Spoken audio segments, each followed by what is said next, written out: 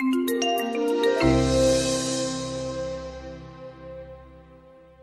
really, really pleased to be welcoming Professor Benjamin Bergen here as part of Talks at Google. So without further ado, I'm happy to hand it over to Ben. So. Thank you, Nancy. Thank you very much. So I'm really thrilled to be back in the homeland and to talk to you about the topic of my latest book. Now, as Nancy said, there will be strong language, empirically strong language. There will be objectively the worst words of the language on the next slide. So this is a great time, if you feel like you might be uncomfortable with that sort of thing, to conveniently need to slip out and go get some coffee. Okay, so human language serves a variety of communicative functions. The function that we usually think about is conveying information through time and space, facts, descriptions of things. And that's certainly a thing that language does. But it does something else as well, and that's to convey emotion. In the hot cognition of immediate feelings, we need some way to communicate with conspecifics that we're angry right now, or frustrated, or frightened. And this is where profanity thrives. So what I've tried to do in this book is to take an empirical, cognitive science-based approach to what profanity is, how it works, how it comes to be that way, how it changes over time, and importantly, what it reveals about our brains, our social lives, and ourselves. So what I wanted to do today was to give you a brief tour of some of the things that we learn about profanity and about ourselves, our brains, by taking this leap of faith. And to begin with, I want to start empirically by asking what precisely profanity is, where it comes from, what words do we mean by profanity? Why are those words profane? And if you were to ask regulatory agencies like the FCC, for example, they wouldn't give you a list because they haven't done the legwork. They don't actually know empirically what people think is offensive language. But fortunately, we do have some evidence from large-scale psycholinguistic studies that tell us broadly what the types of words are that people find profane, and more specifically, exactly which ones a particular group of people finds offensive at a particular time and place. So let's start locally. Let's start in California with people in their, say, 20s. What are the worst words of American English according to these people? So here's a study from about 10 years ago at UCLA that asked undergrads who would now be in their mid-20s, how would you rate a list of words in terms of their offensive-ness, one word at a time? And here are, without further ado, the words that are worst in English according to these respondents, from worst to least bad.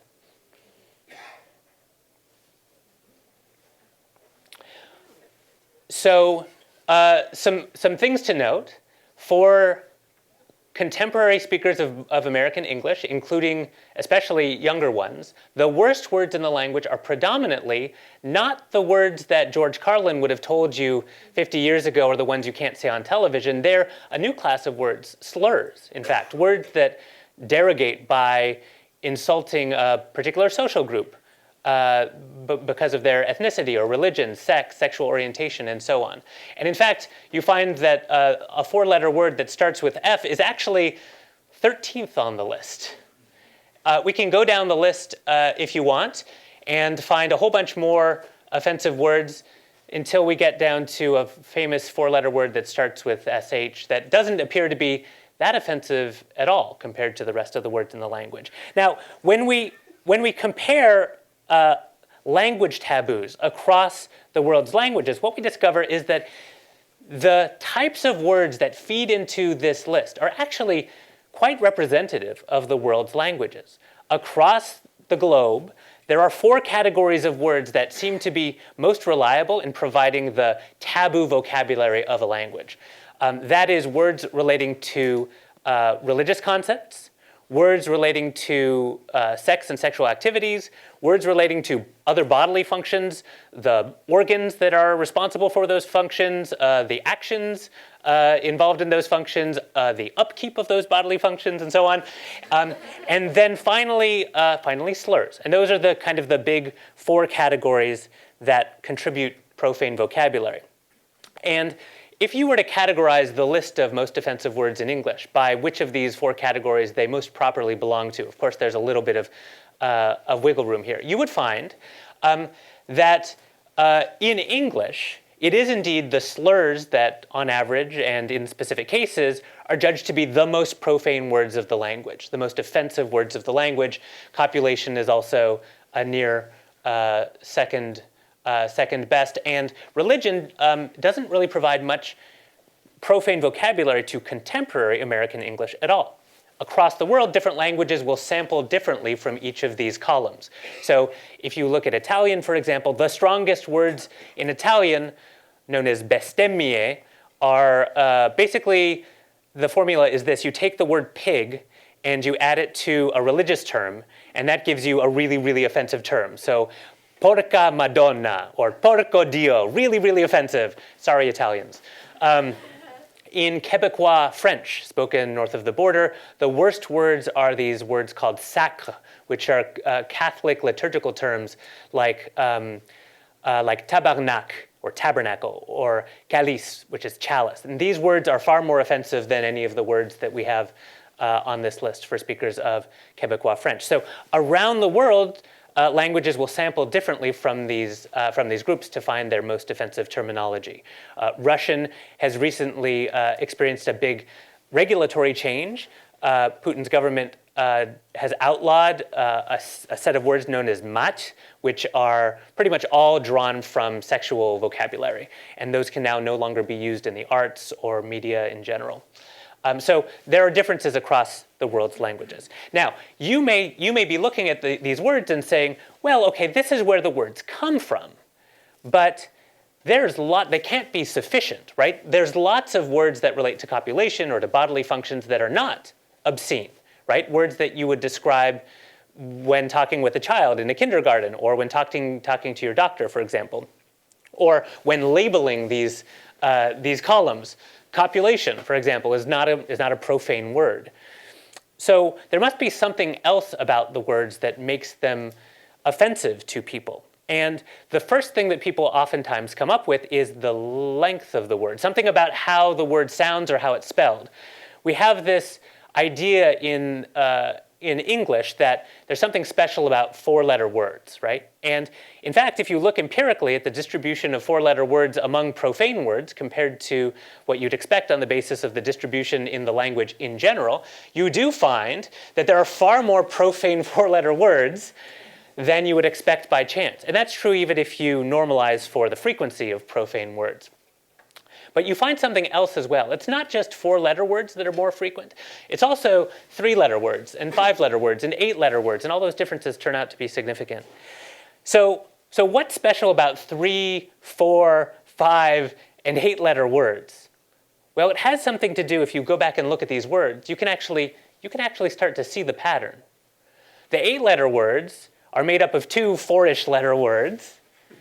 And and the 4 and 5 and 3-letter words oftentimes sound pretty similar. They may be spelled with 5 letters, but that doesn't mean that they have 5 distinct sounds. In fact, this is an artifact of English orthography being terrible. So English spelling doesn't look at all like how it sounds. It's unlike rational languages like Spanish, for example, or Indonesian, that actually do have a 1 character per sound dictate. Well, in English, not so much. And so, in fact, what's going on with these 3 and 4 and 5-letter words is that English profane words tend to follow a particular sound pattern. And that sound pattern is this. English syllables come in 2 varieties. They're the ones that have consonants at the end and the ones that have no consonants at the end. And that makes a big difference for lots of stuff that linguists care about. The thing that you should care about with respect to this distinction is that English profane words are far more likely to end with consonants at the end. They fall into this category over here, than they are to have no spoken consonants at the end. And you can come up with maybe 5 words in English that are arguably profane, that show up on these lists across languages that people find to be offensive. And they're really mostly not that bad, right? So poo is not the strongest word in the English language, nor is pee, screw. Jew shows up on some lists. I think it's the use of Jew as a verb. So to Jew someone or to Jew someone down, that is judged to be offensive. So there's not a lot of profane vocabulary in English that ends with no consonants. There's almost all of it ends with consonants, and this differs from the language in general, which is far more evenly balanced when you look at nouns or verbs or frequent words, infrequent words in general. This is a very strange distribution for the sounds of words. And so you look at this distribution, and this might start to explain part of why certain words are judged to be more offensive than others, even though they might come from the same meaning source. But is this just a pattern in the lexicon? Is this just a distributional fact, or is this something that's actually active in the minds of English speakers? Is this something that you bring to bear when you're exposed to a word? Do you have this pattern in mind? Does this template apply to a new word that you're exposed to? Well, in order to ask this question, what we did was we invented some new words. We invented words that didn't actually exist in English, but that were equally likely to exist in English, that had sequences of sounds or sequences of letters that are coherent with how English works, but just don't happen to exist. So we made up words like ver, and verd, and stee, and steet. And we asked people to make various judgments about these words. How much does it sound like a word? And also, by the way, how likely do you think this word is to be profane? And this is what they said.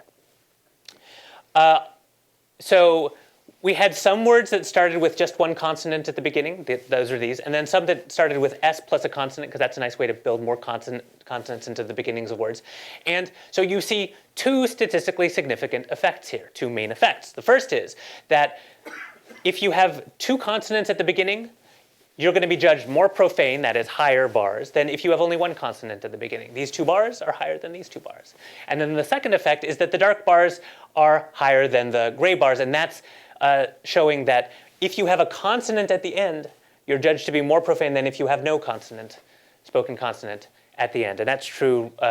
Those two effects are independent of one another. So it appears to be that people have this template in their minds, this expectation that profane words are going to sound a particular way, and when exposed to a brand new word, they bring that to bear. Now, this is not particularly surprising if you've ever watched people invent new words. So consider the case of fiction. So when you have a fictitious language, say Klingon or Dothraki, and you have to come up with what is the profane inventory going to be like, without exception, English speakers make up words that follow this heavy consonant at the end pattern. Moreover, when people invent new profane words, and this is happening all the time, those words overwhelmingly follow this same pattern. So I have the privilege of teaching at UC San Diego, where I'm able to consult on a near daily basis with undergraduate students who are aged 18 to 22, and they know all kinds of things about language and how it's changing that I do not know. And they bring in new words. One of the things that I ask them is to surprise me. Tell me something that I don't know about how people are using language in your community. And what you find is that there's a whole host of new profane words with every new crop of students. So you might not have heard the word spurg before. This is a term of abuse for people with Asperger's syndrome.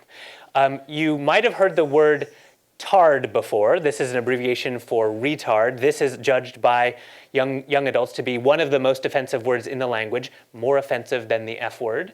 The word MILF, the word GILF, which is a new one that I hadn't heard before.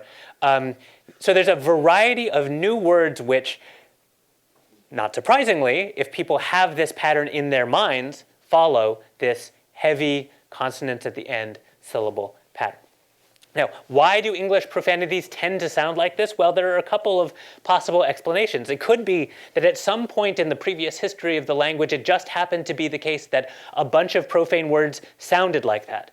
And then over the course of history, people, as they invented new words, tended to invent words that sounded like the ones that they already knew that were profane. They sort of snowballed. You had this accretion by the rich getting richer sort of process. That's certainly possible. But it's also possible that there's some reason to the rhyme, if you will, that's a linguist joke, by the way, that there's a specific reason why this particular pattern. Now, when children start to acquire a language, the early sounds that they're able to produce are in conformity with certain patterns.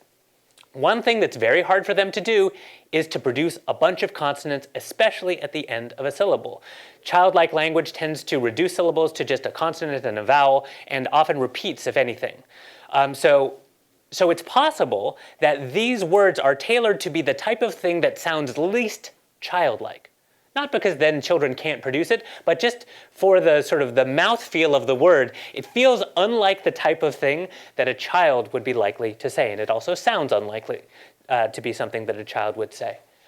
A final possibility is that it might have something to do with the use that you put these words to. And I first started thinking about this when I saw interviews with people with Tourette syndrome. Now, you may or may not be familiar with Tourette syndrome.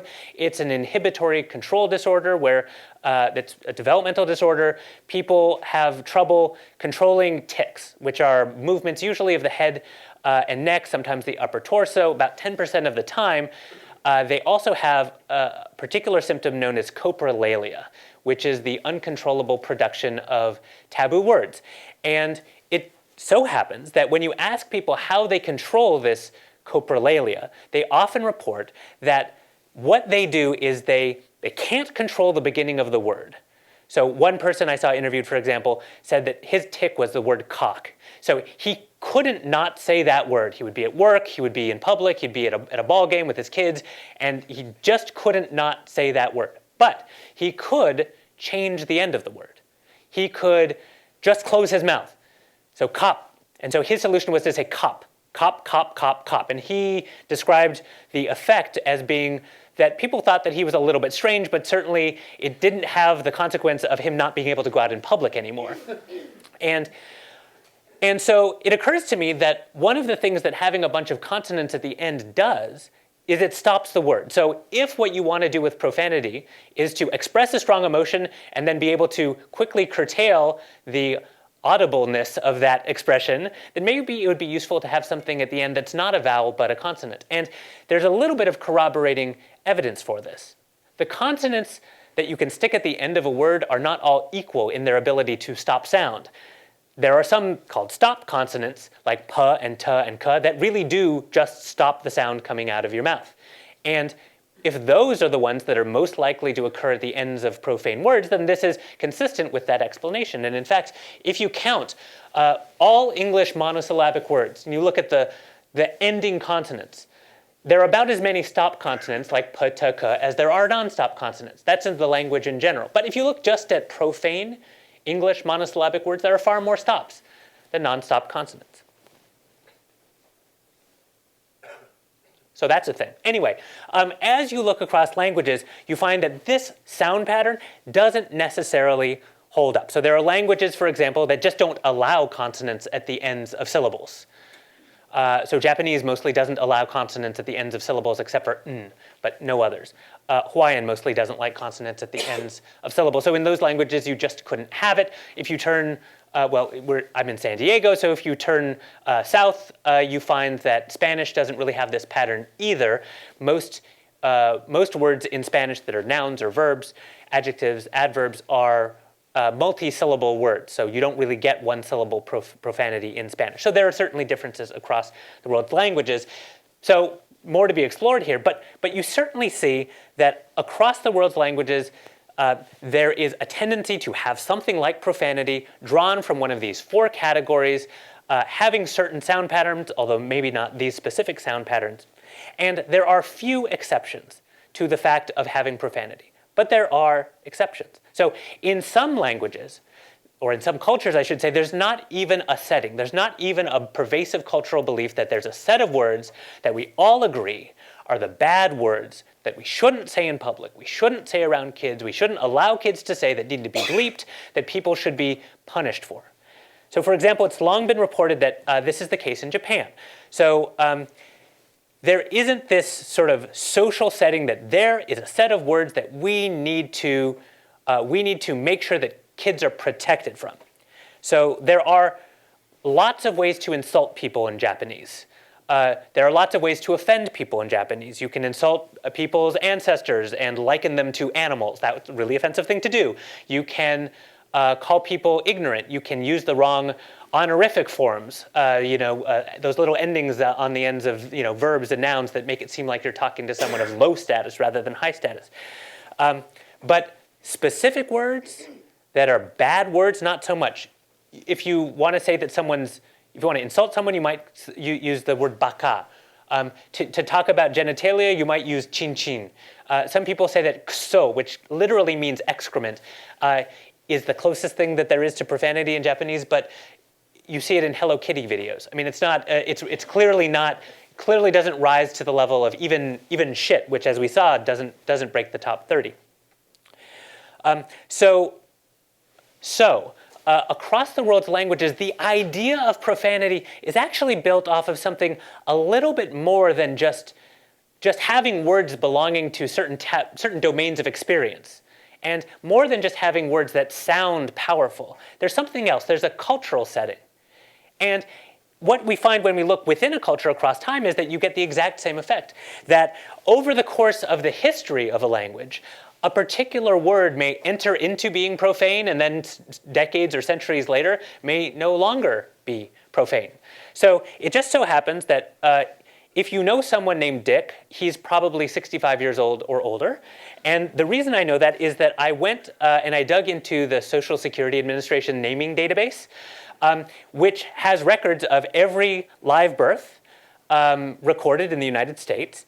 And as it turns out, there was a long period of US history in which children were being given the given name Dick, not Richard. These weren't Richards who were nicknamed Dick. They were actually named Dick. It said Dick on their birth certificate. So what I did was I just counted over on a year-by-year basis how many Dicks there were and how many Ricks there were. Here's the data. It sort of speaks for itself. There was a time when there were lots of Dicks, and then by 1965, there were no more Dicks. There were Ricks and there were Richards, but no more Dicks. And I actually have a relative named Richard who was born right around here, who went by Dick until the mid-1990s, and then we got an email saying, by the way, I'm now going by Rick. And this is a totally rational thing to do. For obvious reasons, this is a word that had accumulated enough impact in its secondary meaning, in its new acquired meaning, which interestingly seems to have arisen indirectly from a meaning relating to, so Dick first came to mean a riding crop, like the handle of a riding crop. You can see how it then would be metaphorically extended to a body part that was maybe shaped similarly. But that change took decades to take effect, to the point where people started to decide that other meaning is just too invasive, is just too problematic when I introduce myself. And we see this not just with Dick, but you can plot the same history with a closely related word, cock, which used to only refer to the rooster before the word rooster existed. It then gained a secondary meaning. It gained a meaning relating to, well, actually the same thing that Dick did.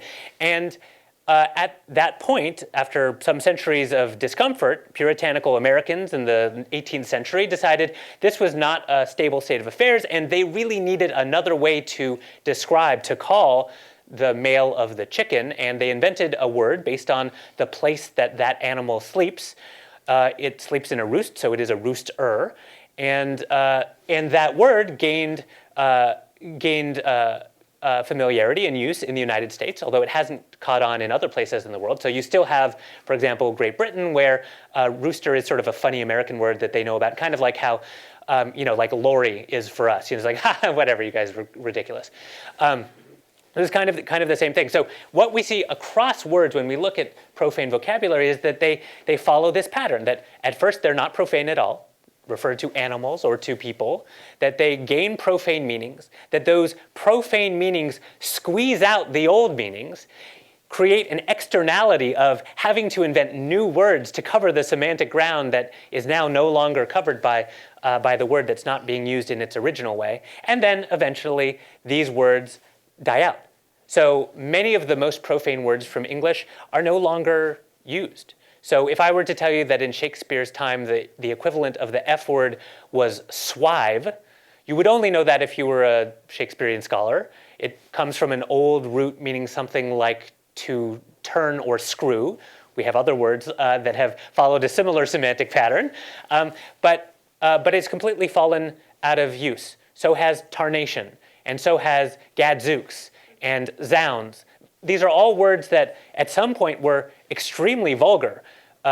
Gadzooks comes from God's eyes, and it falls into this religious terminology, but no longer is used at all. And so this is the general pattern that we observe. If we're to project forward, we can reasonably assume that the very set of words that are now judged to be the most offensive ones in the English language within a century certainly will no longer have the impact that they have. And it would be surprising if the F word, for example, were still censored on broadcast television in 20 years. But at the point at which there's some ambiguity, there's ample opportunity for double entendre. And so just because this is a real thing that actually happened, I wanted to show this. So right around here in the 1960s, there was a very famous person whose name was Richard. And his proponents played on this double meaning to create this actual real political messaging.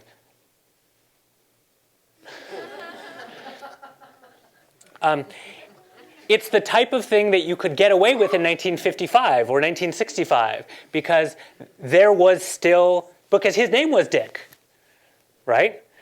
Maybe not the thing that you could get away with in 2016. Or maybe actually you could. Well, I guess we'll find out in about 3 weeks.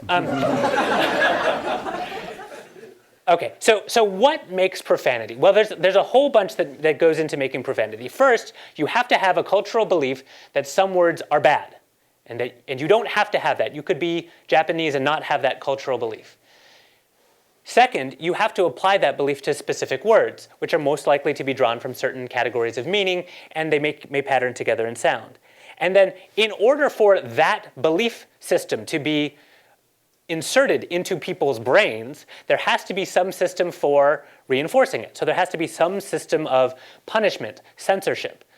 Ironically, the punishment, the soap in the mouth, the bleeping on television, that is exactly what makes those specific words have the taboos that they have. It is the thing that recreates that belief system for each new generation of speakers of the language. Now, I wanted to talk to you not just about what profanity is and sort of some of the science of like what we know about it, but also what it uniquely reveals about our brains. And so that's what I wanted to turn to next. There are certain facts about how profanity is used that differ from the rest of language. Profanity is emotional. It evokes emotions in other people. It is inhibited. It is the type of thing that you know that you're not supposed to say in certain circumstances. And as a consequence, it uses different brain systems from the rest of language. And I'm going to show you now two kinds of things that we learn about how our brains compute language on the basis of this set of facts. So the first has to do with speech errors. Speech is peppered with errors. I've tried to not produce many now, but in fact, people produce roughly an error every 1,000 words. It's a lot. In particular, it's been believed for a long time that these speech errors may reflect thoughts that people have that they are not consciously or that they are consciously trying to suppress. And if this is true, then we might expect to find that repressed thoughts produce more taboo errors than non-taboo errors, all things being equal. And certainly, we tend to notice when people make speech errors that are vulgar, right? So here are two examples. This is, if you watch the news enough, live news, you'll get this. examples like this. I hope that the audio works here. Feeling frisky. Up next, we're going to share when your partner may be in the mood for a little romance. And we've been the food truck fanatic all week long. Food truck. What'd you say? Food truck fanatic. That's what I meant to say. You know, high five. Lunch truck is here with high five yourself for that. Okay. Food truck business. Okay, here's another example. I mean, you could find... It's a sausage competition that I judge. Oh, in like sausage eating? Yeah. Oh, nice. Yeah. King of the Kubasa and local sausage makers, they all make their best and they enter it. I bet it's delicious. It is. It's February 9th, 7 p.m. at Prairieland Park. Tickets are only $25. It's for charity, and you can get tickets online at Well, you're thinking about sausage, so. Then she said, well, we're thinking about sausage. You hear that? Oh, my goodness. That was ridiculous, wasn't it? We were not drinking wine today. No, we weren't. We weren't. Now, sounds like a really good event. It is. King of the Kubasa, so go to Pickadick.com. Okay, so these are the ones. These are the ones. Feel sorry for her, right? I mean, she probably enjoyed the wine, but these are the errors that we notice, of course, because if she said pick a kick, no one would care, right? It wouldn't make a difference. It doesn't violate a social expectation about behavior, for example, on broadcast television. But when you actually look, when you do the controlled experiment, I won't give you the details, but when you create conditions for people to produce errors that are either taboo errors or like those, or neutral errors that don't produce any taboo language at all, what you find, there have been a variety of studies, I'm showing you the first two, the data hold up for, and have held up for nearly 40 years. You find that people are far more likely, they make many times more, depending on the study, they make many times more neutral errors than taboo errors. And that's actually revealing. Because why would you be able to avoid making errors when the error would be taboo? Well, the interpretation, and the thing that we've learned about language and the brain from looking at these taboo errors specifically, is that in the cases when it would when there would be the most damage to making an error because it would be a taboo word coming out, those are the conditions under which you avoid making errors, which implicates an internal self-monitoring system. And there's a whole bunch of research that's grown up around this idea that perhaps when you're planning to produce speech, when you're activating those words in some grammatical organization and you're going to speak them, that you do a little sanity check. You run an internal simulation, an internal model of what it's going to be like to say those words. And in the case where there's something bad coming down the pike, you pull the lever and stop the assembly line. And we actually know now by comparing cases where people are induced to make errors that would be profane, like hit shed. Okay, if you switch the first sounds of hit shed, it would be taboo.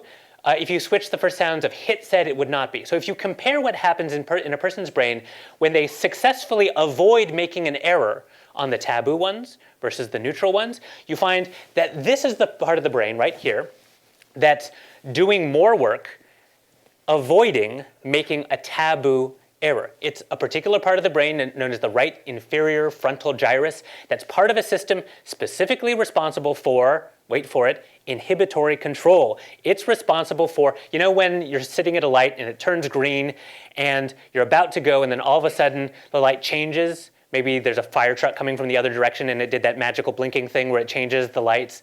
So your ability to not do something, to inhibit the execution of that action, that's what the right inferior frontal gyrus is implicated in. It does it in general when you're moving around in the world, and it does it specifically when you're avoiding producing profane language. And we can see this in people's behavior as well. So people are suppressing, they're trying to inhibit producing profane words in tasks like this. So this is a task known as picture word interference. If you give people a picture and say, name that picture, what is this a picture of? as quickly as possible and then measure how long it takes them to say what the name of that thing is, and then print an irrelevant word over it, you find that as long as the word doesn't have similarity in sound or meaning, it doesn't interfere with naming the word, with saying the word dog. But what happens when you give them a word that they're supposed to ignore that they have more trouble ignoring? Well, you find that saying the word dog in this circumstance takes people significantly longer. The taboo distractor slows people down to say the word dog, and the reason for that is because they are activating this inhibitory control mechanism. Their brain is saying, don't say that word, don't say that word, and it slows down the production of any word.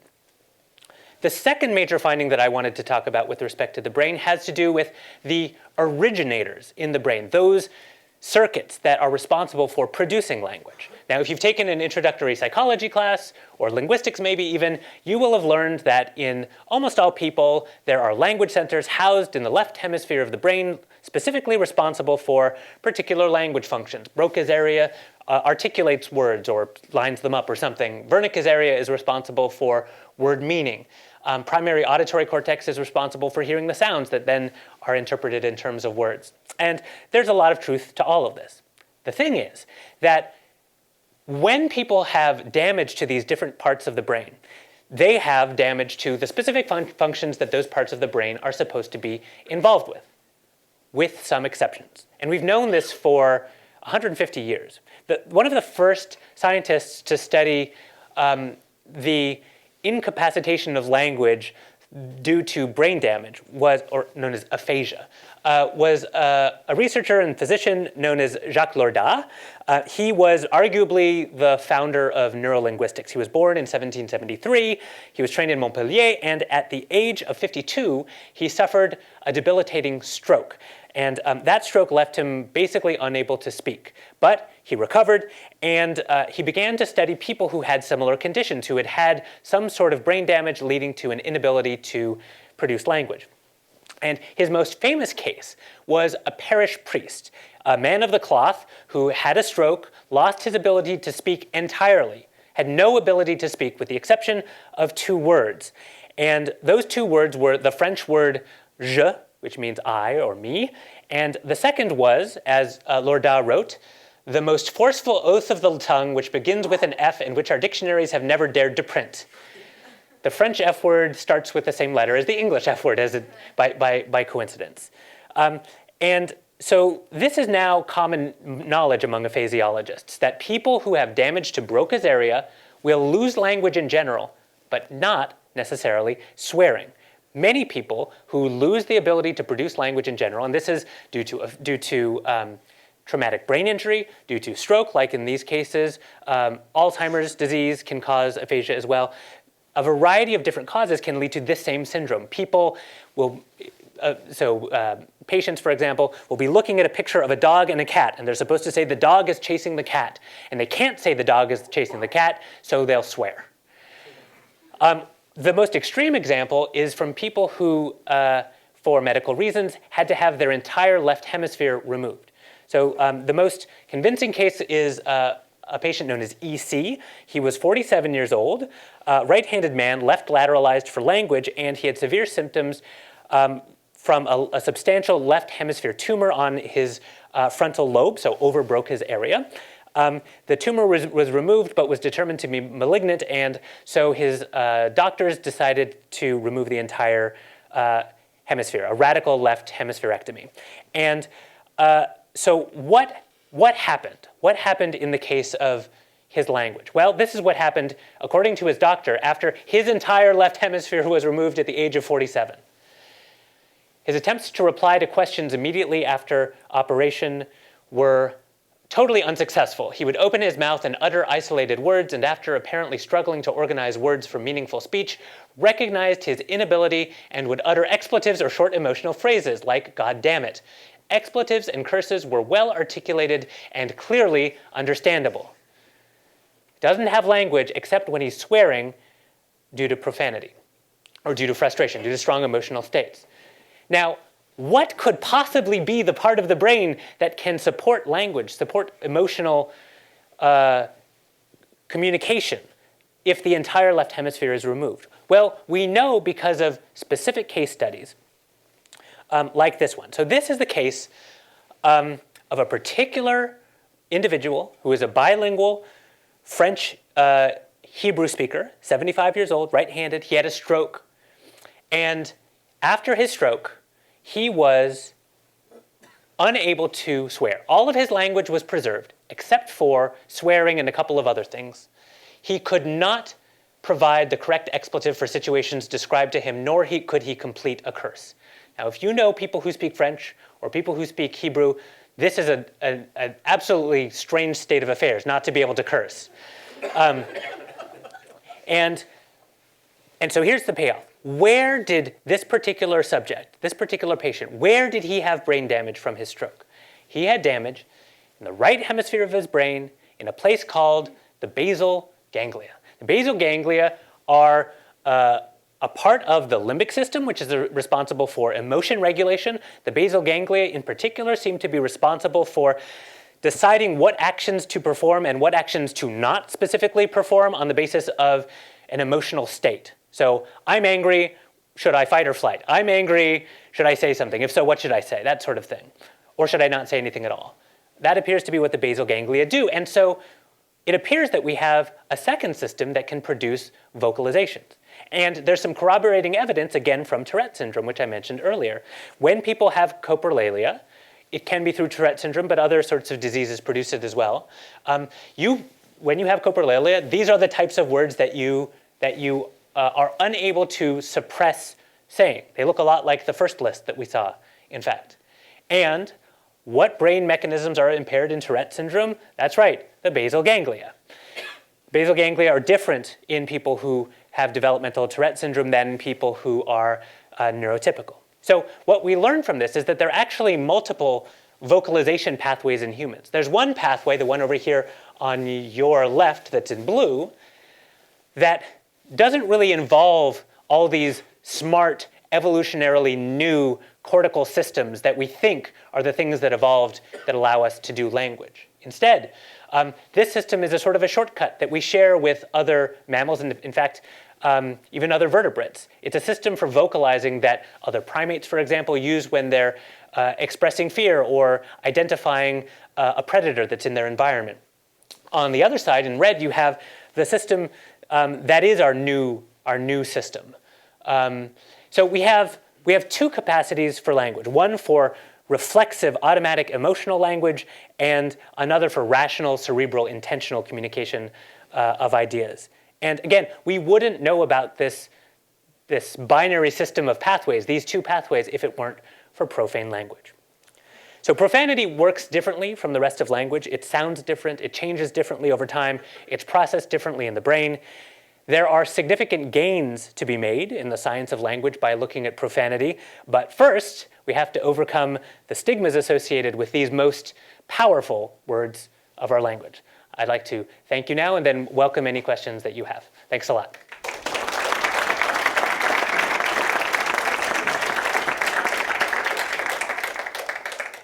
I was curious, what is the most long or complicated profane word?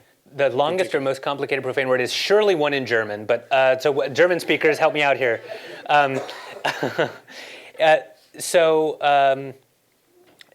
In English, I don't know. I mean, so there is a lot of productive use of profanity. There are lots of these parts of words that you can add onto other parts to make bigger ones. I couldn't hazard a guess, but I would guess it would be in a language like German that creates words out of lots of little bits, and so it probably has something to do with. But they're all sort of compound in a sense. That's right. They would be compound words. Yeah, sure. Thanks. Yeah. Hi. Thank you for your talk. Is there any difference between like taboo words versus like explicative, like curse words? So in the former sense where it's more thought out, methodical to insult somebody's ancestor or something like that, and the latter being, I want to just get my emotion out. So you can ask people about their feelings about words, and you can get some dissociations between the following two questions. How offensive is this word to you personally? How offensive is it? Versus how taboo do you think it is in the culture? And there's some words that differ, and you find interesting differences in for example, across genders. There are certain words that, for example, women will find very offensive but not judged to be that taboo, and vice versa, that men don't seem to have the same sensitivity to. So those two things do certainly dissociate. And in fact, if you look at the words that are produced during coprolalia, they're actually more properly described as taboo than profane. And the reason that I say that is when you look at coprolalia in Japan, where they just don't have that, that set of profane words, the words that come out are often words describing, they can be like childlike words for bodily functions or for sex organs, or words describing visual characteristics of a person like fat or dark or whatever it is that they're not supposed to be saying about how another person looks. Those are taboo acts of talking, even if the word itself isn't offensive. So yeah, the two do kind of dissociate. When you say we have this secondary mechanism, which has a different pathway, how does that then work with the Japanese, for example? Yeah. So you mentioned that. I mean, there's almost no words there. And then my second question is, what would be the difference then of saying "go fuck yourself" versus go copulate yourself? What would be the difference in terms of the brain mechanisms underlying it? Yeah, okay. So we don't know what happens in the brains of Japanese speakers when they do whatever is most closely equivalent. We do know that if you take people, run them through an fMRI machine, and have them either swear or produce minced oaths, so not fuck but frick, not shit but shoot, you don't get anything like the same sort of limbic system activation. In English speakers, those alternates don't count. We don't know what happens with Japanese speakers when they use words that are kind of equivalent to the minced oaths, that are kind of like, oh, darn. It's possible that it could go either way. It's an empirical question. But we know that the physiology is different. So when you expose people to strong profane words, it triggers this fight or flight response, this sympathetic nervous system response where adrenaline starts pumping, heart rate increases, blood flows to the extremities, pupils dilate, you get narrowed vision, and you're ready to react. That works. That doesn't work for Japanese speakers with the pseudo profanities that you could use, things like kuso and so on. So there's a good reason to believe that their brains probably don't do that thing. Now, their brains would do that for other sorts of emotional vocalizations. So I imagine that when sumo wrestlers, do their yelling at each other thing, there's probably, and if it's emotional for them, they're probably activating that vocalization circuit. It's not language, but it's kind of that same thing. I guess what I'm asking is, if they would drop a brick on their toe, right? You'd say. Yeah, it's an empirical question. Yeah, like I said, we just don't know. If they were just to vocalize something. Isn't there a reaction? I mean, even nonverbal? Yeah, verbal stuff comes out. It's just not profanity per se. So it's either non-linguistic, it's like the equivalent of ow, or it's stuff that is the equivalent of darn. And so, yeah, what we don't know is what's happening in the brain in the latter case. You had another question. It was? The difference between go fuck yourselves and go copulate yourselves. Oh, yeah, well, for sure, yeah, huge difference. So the second has to be computed compositionally through that left hemisphere's system of cortical operations. The go fuck yourself could actually happen either way. You could be deliberating, calculating, how am I most going to needle this person? What is the word that is most likely to get this person riled up, to get under this person's skin? I'm going to say, go fuck yourself, right? You could calculate that entirely rationally, cortically, or it could be produced via hot cognition. So that actually has two ways to produce it, which is the really interesting thing. It's not that profanity is just generated one place and the rest of language is generated somewhere else. It's that for a particular biological purpose, you have one way to generate the exact same words that you can generate through a different assembly line. I think it's really interesting to hear about the side of the speaker, why people cuss or why they swear. It seems like it's like a release almost in terms of trying to get those emotions out, like you said. But I'm wondering, have you done studies on the other side, the recipient side of people in the room with you? If you swear, like just this morning in a meeting, someone like said the swear word and everyone like broke out laughing. And I find that to be like a common occurrence. And I wonder, is that like, why does that happen? Why do people swear to get that kind of reaction?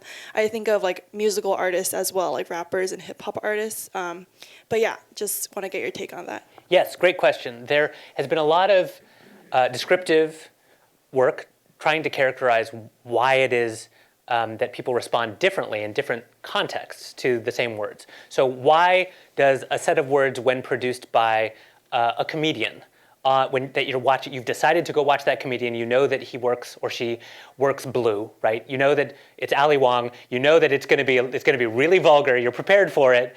She could say a set of things that, when produced by, say, a political candidate, would have a totally different physiological response in you. A large part of it has to do with our expectations going in, and particularly the social dynamics at play. So people use profanity to cement social relations, to demonstrate that this is an informal situation. They use it to be funny, to break the ice. They use it to display power. So if I'm the boss, then I can show that I'm the boss because I can use casual language, I can use profanity, whereas the person who is not the boss might not get away with that same type of language and might be judged to be, that person might be thought to be misjudging the situation if they think that they can get away with using the same language. So there's a lot of social work that people do, not social work, but social work that people do with profanity. And we are constantly calculating what we can get away with and what the consequences of our linguistic actions are going to be. You know if you've worked in a place for a long time with a particular set of people what the rules are, who's going to be offended by what. And so those are oftentimes the places that people feel most comfortable using profanity to do a variety of things, like seem funny, like break the ice, like cement social relations. In new situations, now I'm, first day on the job, that's probably not going to be your go-to because you haven't taken the temperature of the environment yet, right? So there's a lot of evidence that in workplaces people use profanity for lots of different functions, and that in general, people who use profanity are judged to be more accessible, more informal, and more powerful. But depending on the power structure, it could be that they're judged to be brutish, or they could be judged to be out of touch, or inconsiderate, or out of control. So again, it's all about, I'm not a sociologist, but it's really about the social dynamics at play. What do you feel about the common process of trying to steer children towards less profane words? Shoot instead of... Yeah. Well, I mean, it totally works every time, right? Because if I don't swear, then they're just not going to learn it. Right, yeah, so this is something that I have thought a lot about, have a 2-year-old at home.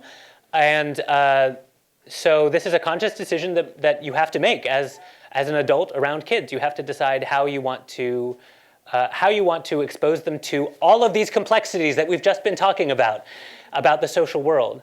And it's certainly the case that there's certain types of language that can cause harm to children. Verbal abuse, calling children worthless, insulting them, threatening them. That's all stuff that's known to cause harm.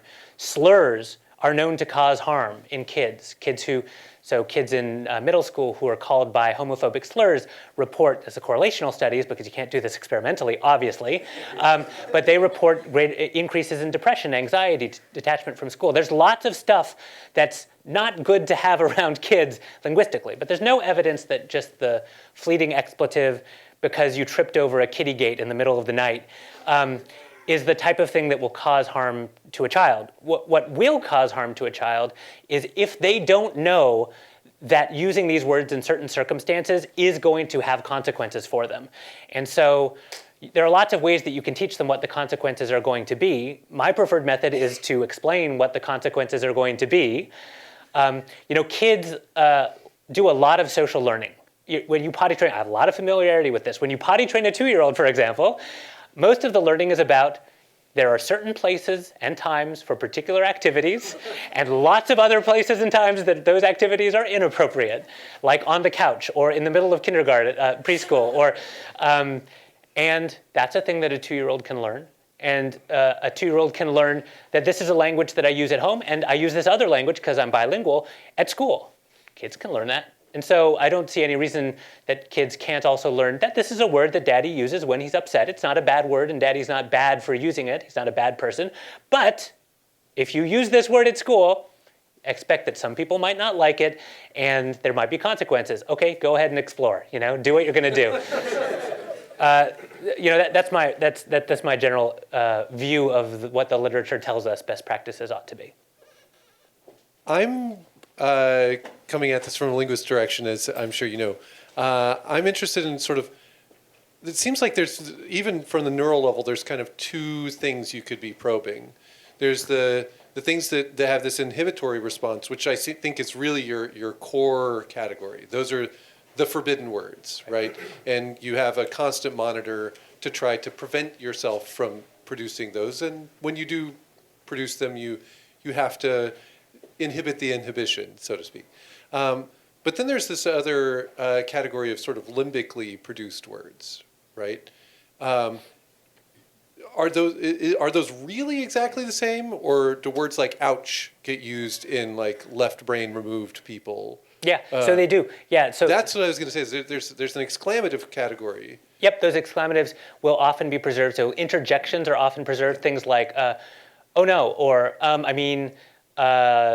or ouch. Yeah, those will oftentimes be preserved in Broca's or global aphasia. Not always, but they often are, and they seem to be exactly what you're describing. It's I'm in an emotional state. I'm producing language. This is going to come out. So it seems to be generated by a different system for sure. So as you became immersed in this work, did you find your personal production rate of expletives to increase? And if so, what did you do to fix that? As Nancy says, it was impossible that it could increase. Well, increased in a way because now I'm talking about all these words all the time. So it increased in professional context. If anything, I think it decreases because, okay, there's this effect, right? As you get exposed to these words over and over and over and over and over, they start to lose their impact a little bit. This is kind of what's happening with young people and the democratization of media. So 20 years ago, when you only ever got exposed to language in media that was filtered through some censor, you didn't hear these words much. Now, the media is in your pocket, and directly from someone's thumbs to your eyes, you get a stream of language. And if you're playing, video games before, network games before breakfast, you'll get 100 F words before you go to school. So kids are exposed to a lot more of this, and as a consequence, I think that's part of the reason that you get this consequence, which is that those run-of-the-mill profane words start to creep down the list. The F word isn't judged to be that bad anymore by digital natives. So the same has happened to me. That I in a way, these words just don't really do much for me anymore. Sorry, Nancy. Thank you for the badass talk. It appears that repeated exposure decreases the impact of profanities.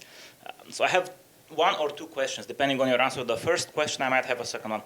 So the first question is, would English-speaking societies be better off or worse off if profanities just lost their impact or disappear from the language somehow?